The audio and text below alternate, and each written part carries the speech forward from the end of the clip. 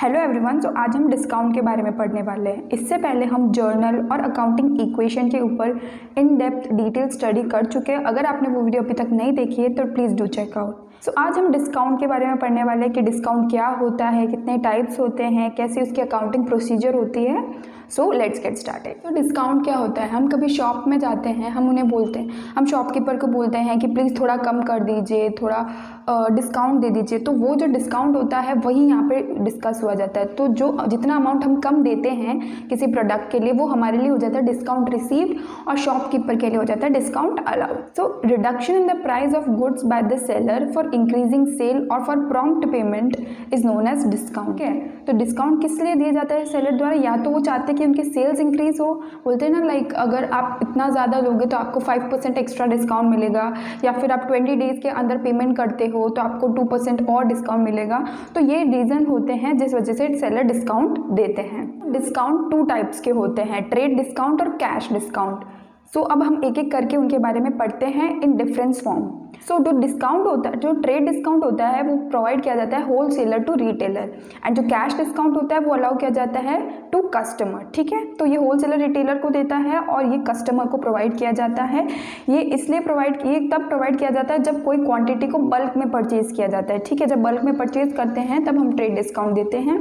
और ये cash discount हम तब देते हैं जब हमारी प्रॉम्प्ट या क्विक पेमेंट करवानी होती है, फास्टर पेमेंट करवानी होती है या इमीडिएट पेमेंट करवानी होती है, तब कैश डिस्काउंट, इसके नेम में ही कैश इन्वॉल्व है। ठीक है, so next is it is deducted from list और इनवॉइस प्राइस। ठीक है, इसे जो हमारी MRP लिस्ट इनवॉइस प्राइस होती है उससे डिडक्ट करते हैं ट्रेड डिस्काउंट। उसके बाद जो वैल्यू आती है उसमें हम कैश डिस्काउंट माइनस करते हैं। ठीक है, तो it is allowed after providing trade discount, right. So पहले हम ट्रेड डिस्काउंट माइनस करेंगे, देन कैश डिस्काउंट माइनस करेंगे अगर क्वेश्चन में दोनों आते हैं। अब अकाउंटिंग की बात करें तो इसकी कोई सेपरेट एंट्री नहीं होती है। जब भी ट्रेड डिस्काउंट अलाउ करते हैं हम, तो हम बुक्स में शो नहीं करते हैं, सिर्फ जितना अमाउंट डिडक्ट होता है उतना ही लिखते हैं। हम आगे और उसको डिटेल में पढ़ेंगे। And separate entry is passed. इसकी कैश डिस्काउंट जब हम अलाउ करते हैं उसके लिए हम सेपरेट एंट्री पास करते हैं।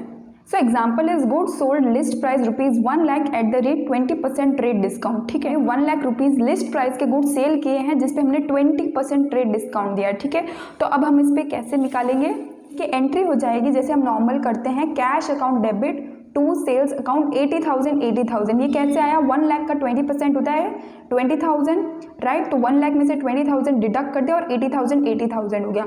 तो हम यहाँ पे शो नहीं कर रहे कि हमने ट्रेड डिस्काउंट अलाउ किया है, सिर्फ अमाउंट में डिडक्ट किया है, right. And same cash discount का अब हम देखते हैं। Goods sold list price ₹10,000 at the rate 10% trade and 2% cash discount. ठीक है, तो इस क्वेश्चन में बोला है लिस्ट प्राइस है 10,000 गुड्स की जिस पर ट्रेड डिस्काउंट और कैश डिस्काउंट दोनों दिया है। ठीक है, 10% और 2%। तो हमने क्या देगा, पहले ट्रेड डिस्काउंट माइनस होगा देन कैश डिस्काउंट माइनस होगा। तो लेट्स सी, लिस्ट प्राइस है 10,000, इसमें से हमने 10% ट्रेड डिस्काउंट जो कि हो जाएगा 1,000 रुपीज़। सो 10,000 माइनस 1,000 कम्स 9,000। तो अब हम 2% करेंगे इस अमाउंट का, ना कि 10,000 का। तो 2% ऑफ 9,000 विल बी 180। सो यह कम्स 8820 जो हमें अमाउंट रिसीव होगा। ठीक है, तो अमाउंट कब रिसीव, तो अमाउंट कितना रिसीव हुआ है? Cash account debit 8820, discount account 180। हमको 1,000 प्लस 180 नहीं करना है, सिर्फ कैश डिस्काउंट का अमाउंट ही डिस्काउंट में लिखता है। तो that will be 180 rupees and to sales account will be 9,000। अब हम इसके ऊपर कुछ इंपॉर्टेंट पॉइंट्स पढ़ते हैं, फिर इसके अकाउंटिंग प्रोसीजर देखते हैं। सबसे पहले cash discount is not allowed for credit transaction, right. कभी भी क्रेडिट ट्रांजेक्शन हो, for example goods sold to Sita on credit at 2% cash discount, तो उसे कैश डिस्काउंट नहीं मिलेगा। क्यों? Because that is a credit transaction. तो क्रेडिट ट्रांजेक्शन में हमें कैश डिस्काउंट अलाउड नहीं करता है। That would be a tricky question until unless उसमें लिखा हुआ हो कि अगर 20 डेज के अंदर उन्होंने पेमेंट किया तो कैश डिस्काउंट इतना है, that is a different situation. लेकिन अगर इमीडिएट की बात हो रही हो तो कैश डिस्काउंट नहीं मिलेगा in case of credit transaction. Trade discount can be allowed for credit transaction, alright. Trade discount जो होगा वो हम क्रेडिट ट्रांजेक्शन में अलाउ कर सकते हैं, very easy. First deduct trade discount and then cash discount. पहले हमें ट्रेड डिस्काउंट माइनस करना है, देन कैश डिस्काउंट माइनस करना है, ये हम समझ चुके हैं। सो अब हम देखेंगे कौन सा अमाउंट कहाँ पे आता है जर्नल एंट्री में। सबसे पहले देखते हैं सेल्स के बारे में। तो सेल्स जो हम क्रेडिट करते हैं तो उसमें कौन सा अमाउंट आएगा, जितनी हमारी एमआरपी होती है, इनवॉइस प्राइस होती है, लिस्ट प्राइस होती है, जैसे कि लास्ट क्वेश्चन में थी 1 लाख रुपीज लिस्ट प्राइस और ट्रेड डिस्काउंट था 20%। तो सेल्स वाले में कितना अमाउंट आया था, 1 लाख माइनस 20,000, ठीक है 80,000। तो सेल्स में कौन सा अमाउंट आएगा, list price minus trade discount, जो कि होगा क्रेडिट में। Next come purchase. तो परचेज में सिमिलरली हमको लिस्ट प्राइस होगी, उसमें से ट्रेड डिस्काउंट माइनस करने के बाद जो वैल्यू आएगी वो हमें डेबिट करनी है, ठीक है। डिस्काउंट अलाउड में कौन सा अमाउंट आएगा, only cash discount on sales.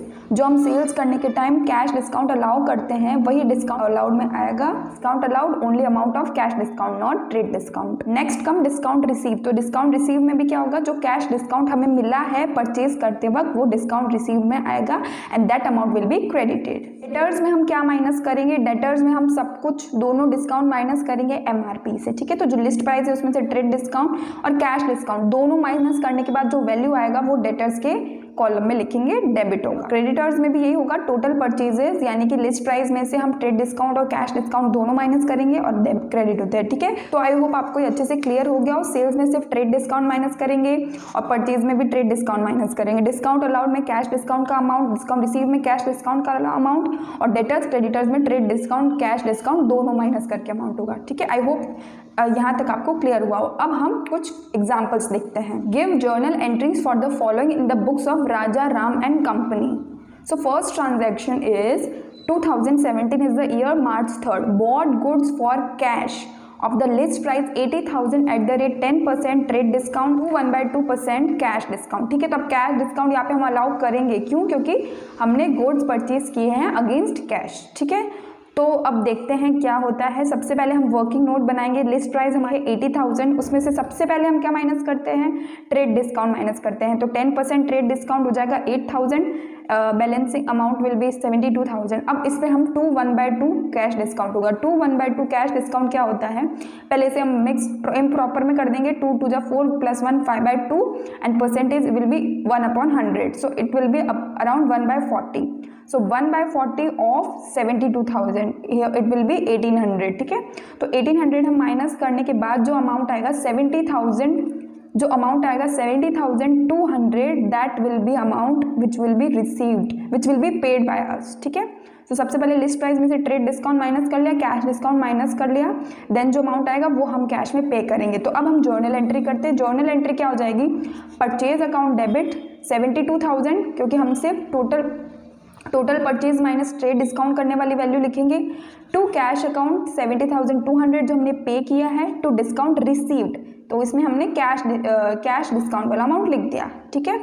Next entry is sold goods for cash of the list price rupees 1 lakh at 15% trade discount and 3% cash discount. It is also very similar and same, बस इसमें purchase की जगह cell हो गया, ठीक है। तो सबसे पहले हम वर्किंग नोट बना लेंगे। लिस्ट प्राइस हो गया 1 lakh rupees, then comes 15% trade discount minus कर लेंगे, that will be 15,000। 15% trade discount minus कर लेंगे, that will be 15,000। So balance come 85,000। इसके ऊपर हम 3% कैश डिस्काउंट दे देंगे, दैट विल बी 2550। फिर जो अमाउंट आएगा वो हमें अमाउंट रिसीव हुआ है। तो अब हम एंट्री करेंगे। एंट्री में क्या होगा, कैश अकाउंट डेबिट 8252,450, क्योंकि कैश में वही आता है जो सब माइनस करने के बाद आता है, कैश या फिर डेटर्स में। देन यहाँ पे हमने सेल किया तो डिस्काउंट अलाउड हो जाएगा, कितना, कैश डिस्काउंट का amount that is 2550 and to sales में सिर्फ ये वाला अमाउंट आएगा, क्योंकि list price minus trade discount that will be 85,000।